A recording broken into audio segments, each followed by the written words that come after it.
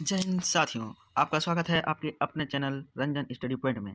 तो हम अभी एक सीरीज शुरू करने वाले हैं चैप्टर 1 से लेकर चैप्टर 16 तक क्लास 10th के लिए, जिसमें हम सभी ऑब्जेक्टिव क्वेश्चन को कवर करने वाले हैं जो एग्जाम की दृष्टि से बहुत ही ज़्यादा महत्वपूर्ण है। तो चलिए सीरीज का पहला पार्ट और बुक का पहला चैप्टर से शुरू करते हैं। अगर हम ये सभी चैप्टर वाइज एक बार देख लें तो बोर्ड के एग्जाम में एक भी ऑब्जेक्टिव क्वेश्चन छूटने की कोई भी संभावना नहीं रहेगी। तो हम लोग सबका सब क्वेश्चन आसानी से बना सकेंगे। तो चलिए शुरू करते हैं एक रासायनिक अभिक्रियाएं एवं समीकरण से। तो चलिए पहला क्वेश्चन है, निम्नलिखित में से कौन एक दहन अभिक्रिया है? जल का उबलना, मोम का पिघलना, पेट्रोल का जलना, इनमें से कोई नहीं। तो दोस्तों पेट्रोल का जलना क्या है? एक दहन अभिक्रिया है। Question number next, silver chloride का रंग क्या होता है? तो सिल्वर क्लोराइड का रंग होता है सफेद। और दोस्तों एक बात याद रखिएगा, सिल्वर सल्फाइड का रंग होता है काला। सिल्वर सल्फाइड का रंग होता है काला। नेक्स्ट क्वेश्चन, श्वसन किस प्रकार की अभिक्रिया है? उपचयन, संयोजन, अपचयन, ऊष्मा शोषी। तो संयोजन है एक उपचयन अभिक्रिया। उपचयन मतलब ऑक्सीकरण अभिक्रिया। और अगर ऑक्सीकरण उपचयन ऑप्शन में ना हो तो ऑप्शन में मिलेगा आपको ऊष्माक्षेपी। तो श्वसन जो है ऊष्माक्षेपी भी है। क्या है? ऊष्माक्षेपी अभिक्रिया। तो श्वसन ऊष्माक्षेपी और उपचयन दोनों है। तो ऑप्शन में हम लोग को क्या मिला? उपचयन। तो हमारा आंसर हो जाएगा उपचयन, ऑप्शन नंबर ए। चलिए नेक्स्ट क्वेश्चन। नेक्स्ट क्वेश्चन है, लोहा को जिंक से लेपित करने की क्रिया को कहते हैं। तो लोहा को जिंक से लेपित करने की क्रिया को कहते हैं गैल्वेनीकरण। तो लोहे को जिंक से लेपित क्यों किया जाता है? ताकि उसको संक्षारण होने से, जंग लगने से बचाया जा सके। तो लोहे के ऊपर जिंक की परत चढ़ाना ही गैल्वेनीकरण कहलाता है। Question number next, silver chloride AgCl का रंग क्या होता है? सिल्वर क्लोराइड AgCl का रंग होता है सफेद। अगर यहीं पर पूछ देता कि सिल्वर सल्फाइड का रंग क्या होता है तो क्या बोलते हैं हम लोग? काला। तो याद रखिएगा, सिल्वर क्लोराइड का सफेद, सिल्वर सल्फाइड का काला। इस सिल्वर सल्फाइड की वजह से ही चांदी का रंग काला पड़ जाता है। Next question, nitrogen dioxide NO2 के धुएं का रंग होता है। तो नाइट्रोजन डाइऑक्साइड NO2 के धुएं का रंग होता है भूरा। नेक्स्ट क्वेश्चन, निम्नलिखित में कौन समीकरण संतुलित है? तो चेक कीजिए, अगर अभिकारक की ओर का सभी अणु और उत्पाद की ओर का सभी अणुओं की संख्या बराबर है तो वह संतुलित होता है। तो चलिए देखते हैं। सबसे पहले देखिए, अभिकारक की ओर 2 क्लोरीन है और उत्पाद की ओर 3 क्लोरीन है, तो ये तो संतुलित नहीं होगा। अब ऑप्शन नंबर बी चेक करते हैं। तो चेक कीजिए, अभिकारक की ओर 2 ऑक्सीजन और उत्पाद की ओर 2 ऑक्सीजन बराबर है। अभिकारक की ओर 2 नाइट्रोजन, उत्पाद की ओर 2 नाइट्रोजन, ये भी बराबर है। अभिकारक की ओर 4 हाइड्रोजन, उत्पाद की ओर 4 हाइड्रोजन, ये भी बराबर है। तो ये बी नंबर क्या हो गया? संतुलित हो गया। सी देख लेते हैं।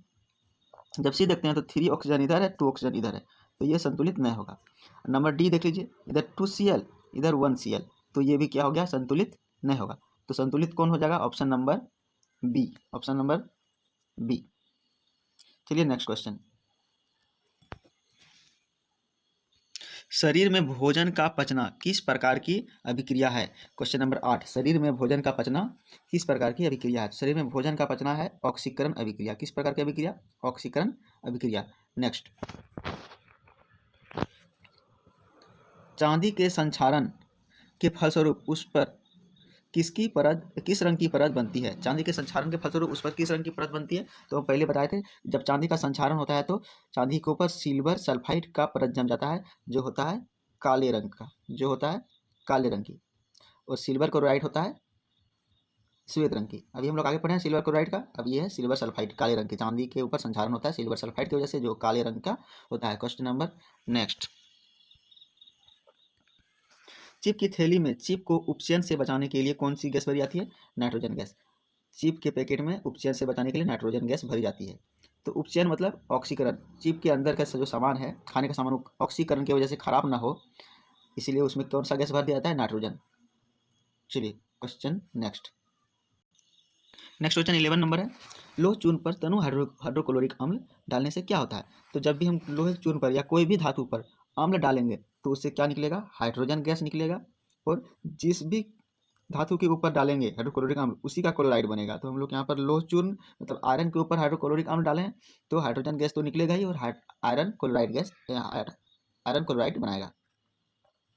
तो ऑप्शन नंबर ए, लोह चूर्ण पर तरु हाइड्रोक्लोरिक अम्ल डालने से क्या होता है, हाइड्रोजन गैस एवं आयरन क्लोराइड बनाता है।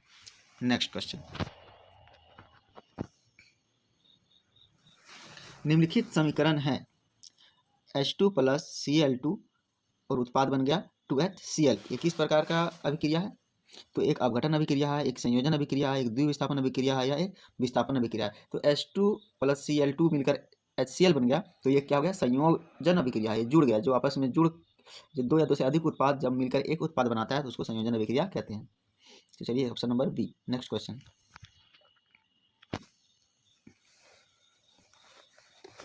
ऑप्शन नंबर 13, CuO + H2 और उत्पाद बन गया Cu + H2O किस प्रकार की अभिक्रिया है, उपचयन, अपचयन, उदासीनीकरण, रेडॉक्स। तो देखिए इसमें ऑक्सीजन का यहाँ से ऑक्सीजन का वियोग हो रहा है, मतलब यहाँ से ऑक्सीजन हट रहा है। ऑक्सीजन का हटना क्या कहलाता है, ऑक्सीजन का हटना कहलाता है अपचयन। और यहाँ पर देखिए हाइड्रोजन के साथ ऑक्सीजन जुड़ रहा है और ऑक्सीजन का जुड़ना क्या कहलाता है, उपचयन। तो जिस अभिक्रिया में उपचयन भी हो अपचयन भी हो उसको क्या बोलेंगे, रेडॉक्स अभिक्रिया। ऑप्शन नंबर डी आंसर हो जाएगा। क्या आंसर हो जाएगा, ऑप्शन नंबर डी। चलिए नेक्स्ट क्वेश्चन, चलिए देखते हैं क्वेश्चन नंबर 14, निम्नलिखित में से कौन समीकरण संतुलित है।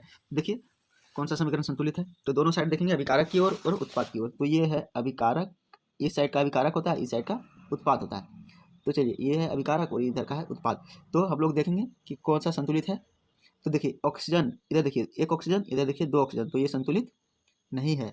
यहाँ देखिए एक Cl और यहाँ दो Cl, तो ये भी संतुलित नहीं है। यहाँ देखिए एक Cl, यहाँ है दो Cl, तो ये भी संतुलित नहीं है। अब देखिए यहाँ पर हाइड्रोजन 2 और इधर भी हाइड्रोजन 2, यहाँ पर ऑक्सीजन 4, यहाँ भी ऑक्सीजन 4, यहाँ पर देखिए सल्फर 1, यहाँ भी सल्फर 1।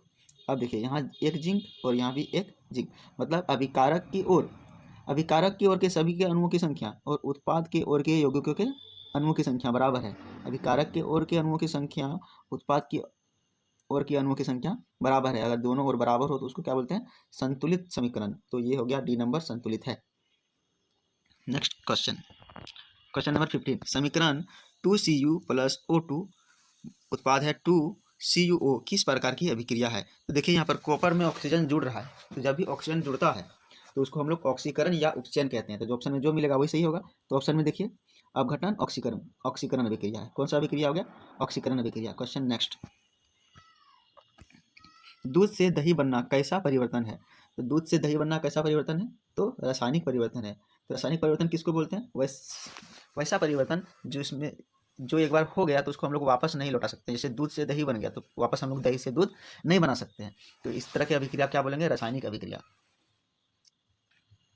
क्वेश्चन नंबर 17, रासायनिक अभिक्रिया में भाग लेने वाले पदार्थ को कहते हैं। तो रासायनिक अभिक्रिया में भाग लेने वाले पदार्थ को कहते हैं अभिकारक, और रासायनिक अभिक्रिया के बाद बनने वाले पदार्थ को कहते हैं प्रतिफल या फिर उत्पाद। तो हमारा सही आंसर क्या हो गया, ऑप्शन नंबर सी, अभिकारक। चलिए नेक्स्ट क्वेश्चन, नेक्स्ट क्वेश्चन है, जस्ता तथा तनु हाइड्रोक्लोरिक अम्ल की अभिक्रिया के फलस्वरूप निम्न में से कौन सा गैस बनता है। तो जब भी किसी भी धातु में हम लोग एसिड डालते हैं या अम्ल डालते हैं तो हमेशा हाइड्रोजन गैस बनता है। तो हमारा आंसर हो गया सी। नेक्स्ट क्वेश्चन, साग सब्जियों को विघटित होकर कंपोस्ट बनना किस अभिक्रिया का उदाहरण है। तो साग सब्जी का विघटित होकर कंपोस्ट बनना ये होता है उष्मा क्षेपी अभिक्रिया, उसमें उष्मा निकलता है इसीलिए उष्मा क्षेपी। वैसी अभिक्रिया जिसमें उष्मा मुक्त हो तो उष्मा क्षेपी, और वैसी अभिक्रिया जो उष्मा लेता हो तो उष्मा शोषी, तो इसमें उष्मा मुक्त होता है तो उष्मा क्षेपी अभिक्रिया। Question number next, Fe2O3 + 2Al और उत्पाद बन गया Al2O3 + 2Fe। दी गई अभिक्रिया किस प्रकार की अभिक्रिया है। तो इसमें दोस्तों देखिए इसमें क्या हो रहा है कि O3 निकल करके कहाँ जा रहा है, O3 निकल करके एल्युमिनियम के पास चला गया, मतलब इसका विस्थापन हो गया। आयरन के पास से हटके कहाँ चला गया, एल्युमिनियम के पास, तो विस्थापन हो गया। तो हम लोग बोलेंगे ये किस तरह का अभिक्रिया है, विस्थापन अभिक्रिया। नेक्स्ट 21, निम्नलिखित अभिक्रियाओं में अपघटन की अभिक्रिया कौन है। तो इसमें बताना है कि कौन सा अपघटन की अभिक्रिया है। तो देखिए ऑप्शन नंबर सी, पहले एक था और ये टूट के दो जगह विभक्त हो गया, तो इस प्रकार की अभिक्रिया क्या बोलेंगे, अपघटन अभिक्रिया। तो इसका आंसर हो गया ऑप्शन नंबर सी। क्या ऑप्शन आंसर हो गया? Option number C. चलिए नेक्स्ट क्वेश्चन, निम्न में कौन सही है? तो इसमें देखिए दोस्तों, ऑप्शन नंबर Na2CO3 10H2O, ये है धोने की सोडा। धोने के सोडा का फॉर्मूला है Na2CO3 सोडियम कार्बोनेट। अगर यहीं पर रहता NaHCO3 तो हम लोग बोलते वो बेकिंग सोडा हो गया, खाने का सोडा। तो यहाँ पर हम ये है धोने के सोडा का सही सूत्र। चलिए नेक्स्ट, निम्न में कौन सा उत्पाद लेड नाइट्रेट को गर्म करने पर प्राप्त होता है? तो लेड नाइट्रेट को गर्म करने पर क्या प्राप्त होता है? NO2 और नाइट्रोजन गैस। नेक्स्ट क्वेश्चन, नीचे दी गई अभिक्रिया में कौन सा कथन सही है? Cu प्लस O2 मतलब 2CuO। इसमें क्या हो रहा है? कॉपर का ऑक्सीकरण, कॉपर का अवकरण, AB दोनों। इसमें हो रहा है कॉपर का ऑक्सीकरण, कॉपर के साथ ऑक्सीजन का मिलना। कॉपर के साथ ऑक्सीजन का मिलना क्या हो गया? कॉपर का ऑक्सीकरण। क्या हो गया? कॉपर का ऑक्सीकरण हो रहा है। Option number A. Next question, electron के स्थानांतरण से बने यौगिक कहलाते हैं। तो इलेक्ट्रॉन के स्थानांतरण से बने यौगिक कहलाते हैं आयनिक यौगिक, मतलब विद्युत संयोजी। क्या होता है? विद्युत संयोजी। Option number B.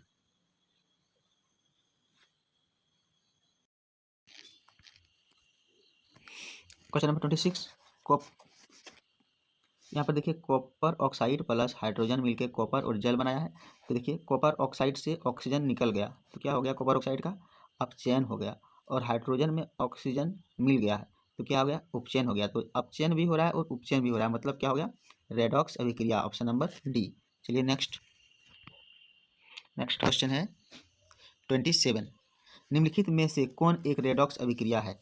तो जिसमें अपचयन भी हो रहा हो और उपचयन भी हो रहा हो, तो वो रेडॉक्स अभिक्रिया होता है। तो यहाँ पर देखिए ध्यान से, क्वेश्चन नंबर सी में यहाँ पर देखिए ऑप्शन नंबर सी देखिए, CuO कॉपर ऑक्साइड और यहाँ पर HCl। तो कॉपर ऑक्साइड से कैल्शियम ऑक्साइड है, कैल्शियम ऑक्साइड से कैल्शियम जो है ऑक्सीजन निकल गया है ना। तो कॉपर ऑक्साइड का क्या हो गया? अपचयन। और HCl में देखिए, तो H में ऑक्सीजन जुड़ गया, हाइड्रोजन में क्या हो गया? HCl ऑक्सीजन जुड़ गया, तो क्या हो गया? उपचयन। तो इसमें अपचयन भी हो रहा है, उपचयन भी हो रहा है। जिसमें अपचयन और उपचयन दोनों होता है तो उसको क्या बोलते हैं? रेडॉक्स अभिक्रिया। तो option number C. Next question number 28, निम्नलिखित में से कौन एक अपघटन अभिक्रिया का उदाहरण नहीं है? तो कौन एक अपघटन अभिक्रिया का उदाहरण नहीं है? तो देखिए अपघटन अभिक्रिया में क्या होता है? एक से टूट के दो बनता है। तो इसमें देखिए किसमें एक से टूट के दो नहीं बन रहा है या फिर बन रहा है? तो बोल रहा है कि कौन अपघटन अभिक्रिया का उदाहरण नहीं है, अपघटन अभिक्रिया कौन नहीं है वो बताना है। तो ये तो अपघटन अभिक्रिया नहीं है, क्योंकि अच्छा इसमें देखिए एक से टूट के दो बन रहा है, इसमें भी एक से टूट के दो बन रहा है, लेकिन इसमें जो है एक से टूट के दो नहीं बन रहा है। तो ये क्या हो गया? अपघटन। क्वेश्चन नंबर 30, निम्नलिखित अभिक्रियाओं में कौन विस्थापन अभिक्रिया है?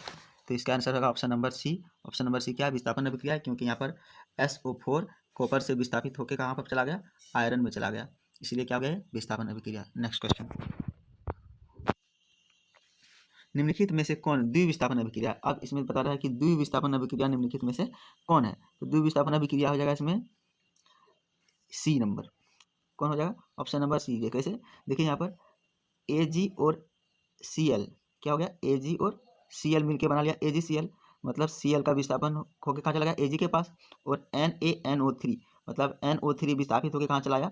Na के पास। देखिए तो दो को विस्थापन हुआ, एक Cl का Ag के पास और एक NO3 का Na के पास, दो विस्थापन हुआ है, इसलिए ये क्या हो गया? द्विविस्थापन अभिक्रिया। तो इसका आंसर हो जाएगा option number C. Next question number 32, लाल तप्त आयरन पर जलवाष्प प्रभावित करने पर कौन सा यौगिक प्राप्त होगा? तो इसमें होगा FeO4, Fe3O4 option number C. Next, निम्नलिखित में से कौन समीकरण असंतुलित है? असंतुलित तो ये भी लग रहा है, असंतुलित ये भी लग रहा है। तो यहाँ पर क्वेश्चन लिखने में गलती हुआ है दोस्तों, यहाँ पर क्या होगा? संतुलित, ये और नहीं होगा, क्या हो जाएगा? संतुलित। निम्नलिखित में से कौन संतुलित है? तो संतुलित कौन है? ये देखिए एक Cl यहाँ है, एक यहाँ दो Cl है, ये हो गया असंतुलित। यहाँ एक O2 यहाँ है, यहाँ O3 है, ये भी हो गया असंतुलित। यहाँ पर देखिए दो ऑक्सीजन यहाँ है और तीन ऑक्सीजन यहाँ है, ये भी हो गया असंतुलित। यहाँ देखिए 2 ऑक्सीजन, यहाँ 2 ऑक्सीजन, यहाँ 4 हाइड्रोजन, यहाँ 4 हाइड्रोजन, तो ये हो गया संतुलित। तो सही आंसर क्या हो जाएगा? Option number D. चलिए नेक्स्ट क्वेश्चन।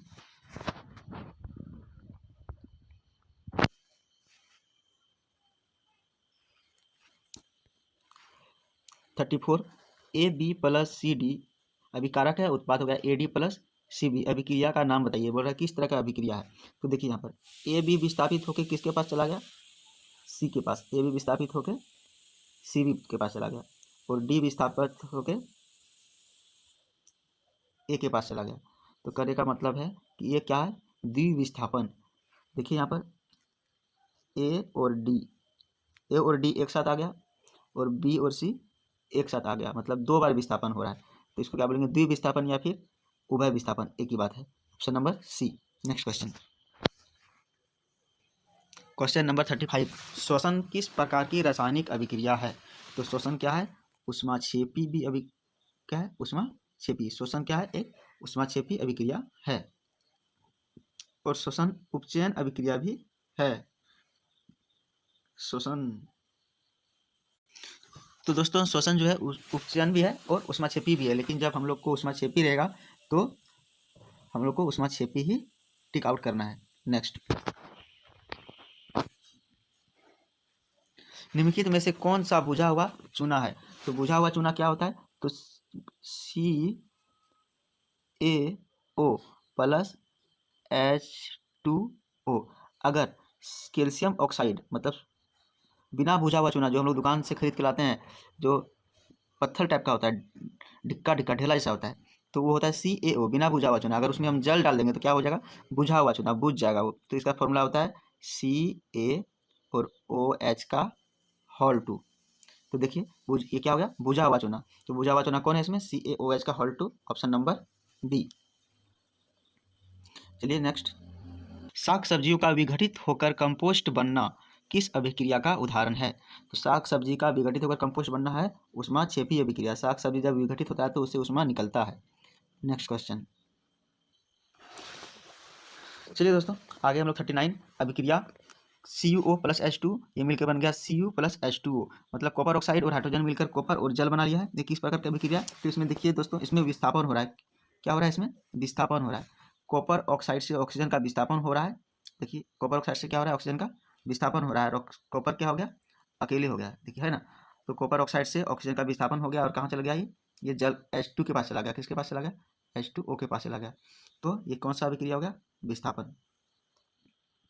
इससे पहले हम लोग पढ़े थे इसको, कौन सा अभिक्रिया में पढ़े थे? इसको पढ़े थे हम लोग रेडॉक्स अभिक्रिया में। क्यों? क्योंकि इसमें अपचयन उपचयन दोनों एक साथ हो रहा है, ऑक्सीजन का निकलना और ऑक्सीजन का जुड़ना दोनों एक साथ हो रहा है, तो इसको हम लोग रेडॉक्स भी बोलते हैं। ऑप्शन में रेडॉक्स आता है तो हम लोग रेडॉक्स मारते, और नहीं तो विस्थापन। ये दोनों है, दोनों में एक ही ऑप्शन में रहेगा। नेक्स्ट क्वेश्चन,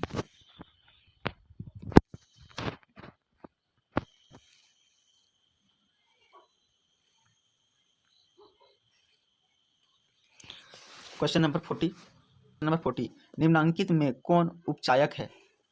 हाइड्रोजन, ऑक्सीजन और हाइड्रोजन सल्फाइड।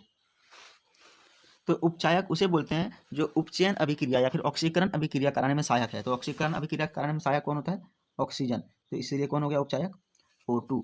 चलिए नेक्स्ट क्वेश्चन, नंबर 41। निम्नलिखित में कौन सा पदार्थ बिना ज्वाला के जलता है? तो बिना ज्वाला कौन जलता है? मोमबत्ती। मोमबत्ती तो ज्वाला के साथ जलेगा। केरोसिन भी ज्वाला के साथ जलेगा। मिथेन गैस ज्वाला के साथ जलेगा। लेकिन कोयला जो है बिना ज्वाला का जलता है। पहले धुआं होता है, मतलब कार्बन निकलता है, फिर बिना ज्वाला के साथ जलता है। चलिए क्वेश्चन नंबर 42।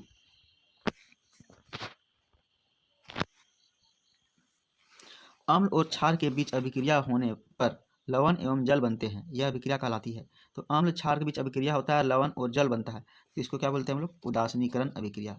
कौन सा अभिक्रिया? उदासीनीकरण, क्योंकि अम्ल और क्षार जब अभिक्रिया होगा तो उदासीन हो जाएगा और लवण और जल बनाता है। Next question number 43। रासायनिक अभिक्रियाओं को व्यक्त किया जाता है संकेतों के रूप में, अनुसूत्रों के रूप में, समीकरणों के द्वारा या सरल सूत्रों के द्वारा। Question number 43। रासायनिक अभिक्रियाओं को व्यक्त किया जाता है, कैसे व्यक्त किया जाता है? समीकरणों के द्वारा, तब ना हम लोग समीकरण संकलित करते हैं। क्वेश्चन नंबर नेक्स्ट, लाल तप्त लोहा पर जलवाष्प प्रभावित करने पर निम्नांकित में से कौन सा यौगिक बनता है? तो लाल तप्त लोहा पर जलवाष्प प्रभावित करने पर कौन सा यौगिक बनेगा?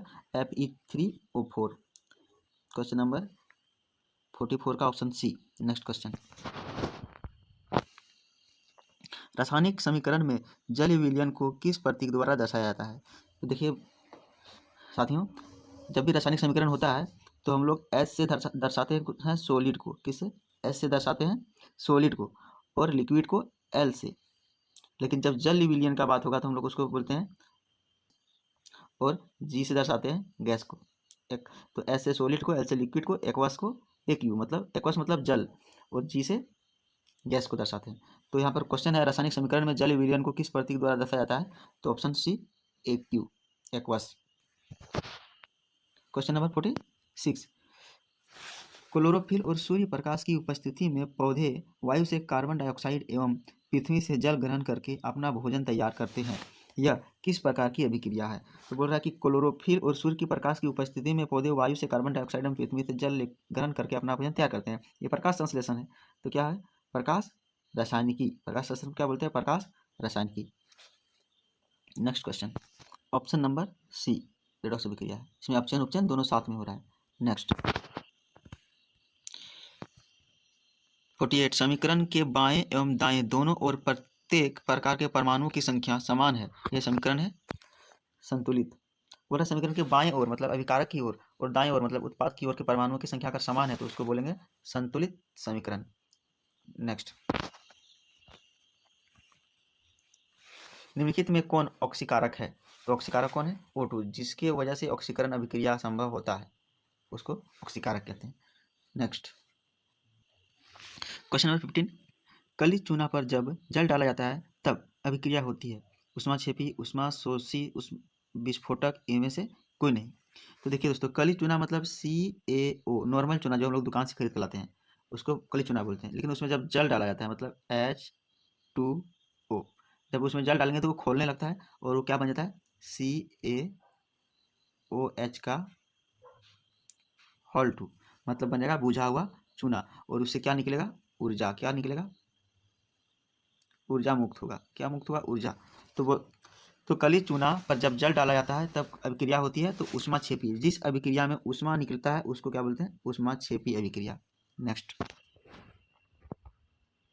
जब मैग्नीशियम फीता को जलाया जाता है तो उत्पन्न आग की लौ होती है। तो बोला जब मैग्नीशियम फीता को जलाया जाता है तो उत्पन्न आग की लौ होती है चमकीला और उजला। कैसा होता है? चमकीला और उजला। नेक्स्ट, क्वेश्चन नंबर 52, निम्नलिखित में ऊष्माक्षेपी अभिक्रिया कौन सी है? चलिए चेक करते हैं कौन सी है। तो देखिए इसमें 0 जूल ऊष्मा निकल रहा है, मतलब ये ऊष्माक्षेपी नहीं है। इसमें ऊष्मा निकलेगा वो ऊष्माक्षेपी होता है। इसमें देखिए कार्बन प्लस ऑक्सीजन CO2 और प्लस 94.45 कैलोरी ऊष्मा मुक्त हो रहा है, मतलब इसमें ऊर्जा निकल रहा है। ऊर्जा निकल रहा है मतलब ये क्या हो गया? ऊष्माक्षेपी। इसको देख लेते हैं।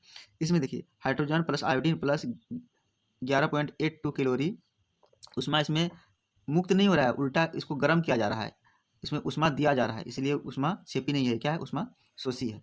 तो जिसमें ऊर्जा मुक्त होगा वो ऊष्माक्षेपी। तो नंबर बी देखिए, इसमें ऊर्जा मुक्त हो रहा है। नेक्स्ट,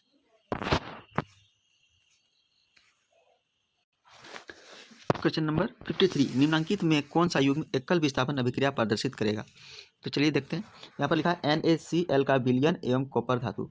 तो देखिए दोस्तों, सोडियम का जो क्रियाशीलता होता है, सोडियम का क्रियाशीलता कॉपर से अधिक होता है, लेकिन इसीलिए यह अभिक्रिया तो होगा ही नहीं, यह अभिक्रिया संभव ही नहीं है।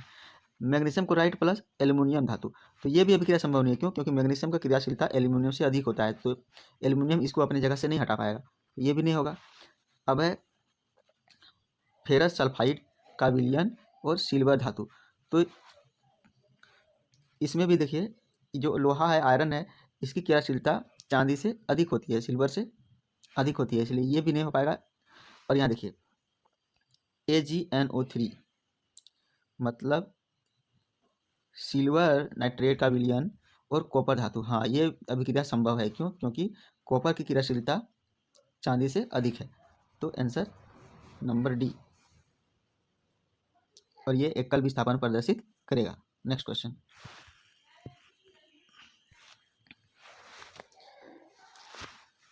क्वेश्चन नंबर 44, अभिक्रिया Fe2O3 प्लस 2Al और Al2O3 प्लस 2Fe किस प्रकार की अभिक्रिया है?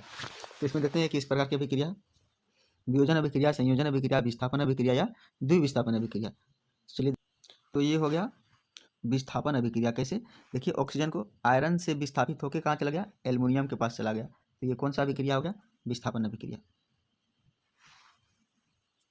Next question number 55, Na2SO4 BaCl2 BaSO4 और 2NaCl किस प्रकार का अभिक्रिया है? तो ये हो जाएगा विस्थापन अभिक्रिया। ये हो जाएगा द्विविस्थापन अभिक्रिया। किस तरह का अभिक्रिया हो जाएगा? ये हो जाएगा द्विविस्थापन अभिक्रिया। क्यों हो जाएगा द्विविस्थापन अभिक्रिया? क्योंकि देखिए यहाँ पर Na2SO4 और BaCl2 को देखिए, ये जो है Cl जो है यहाँ से विस्थापित होकर Na के पास चला गया और क्या बना लिया? NaCl। और SO4 यहाँ से विस्थापित होकर कहाँ चला गया? Ba के पास और क्या बना लिया? BaSO4। मतलब जो है इसमें दो बार विस्थापन हो रहा है। एक बार विस्थापन हो रहा है SO4 से Ba का BaSO4 और एक बार विस्थापन हो रहा है Na2 का Cl के साथ, तो NaCl। तो और BaSO4 क्या है? ये है बेरियम सल्फाइड। ये सफ़ेद अवक्षेप है। क्या ये? सफ़ेद अवक्षेप। ये सफ़ेद रंग का होता है BaSO4। इसको अवक्षेपण अभिक्रिया भी कहते हैं, लेकिन अवक्षेपण अभिक्रिया यहाँ पर ऑप्शन में है नहीं, तो हम लोग क्या मानेंगे? द्विविस्थापन अभिक्रिया। ये इसलिए ऑप्शन नंबर सी इसका आंसर हो जाएगा, द्विविस्थापन। चलिए नेक्स्ट क्वेश्चन। क्वेश्चन नंबर 56, अभिक्रिया जिसमें आयनों का आदान प्रदान होता है वह कहलाता है द्विविस्थापन। वो कहलाता है द्विविस्थापन। वैसे अभिक्रिया जिसमें आयनों का आदान प्रदान हो उसे क्या कहते हैं? द्विविस्थापन। Next question number 57, H2S plus I2 और उत्पाद बन गया 2HI प्लस S में कौन उपचायक है? तो देखिए दोस्तों, उपचायक उसको बोलते हैं जो उपचयन कराने में मदद करता है या उपचयन करवाता है। तो उपचयन कराता है क्योंकि आयोडीन एक बहुत अच्छा उपचायक है। क्वेश्चन नेक्स्ट, क्वेश्चन नंबर 58, नीचे दी गई अभिक्रिया में कौन सा कथन सही है? 2Cu प्लस O2 और उत्पाद बन गया 2CuO। कॉपर का ऑक्सीकरण, कॉपर का अवकरण, कॉपर का नाइट्रिजेशन या A और B दोनों। तो यहाँ पर देखिए दोस्तों क्या हो रहा है? कॉपर का ऑक्सीकरण, कॉपर में ऑक्सीजन जुड़ रहा है। देखिए कॉपर का ऑक्सीकरण हो रहा है, तो आंसर हो जाएगा कॉपर का ऑक्सीकरण। नेक्स्ट, निम्नलिखित में कौन अवकारक गुण प्रदर्शित करता है? तो अवकारक गुण कौन प्रदर्शित करता है? तो H2S हाइड्रोजन सल्फाइड। नेक्स्ट, उपचयन वह प्रक्रिया है जिसमें ऑक्सीजन का योग होता है, सही बात है।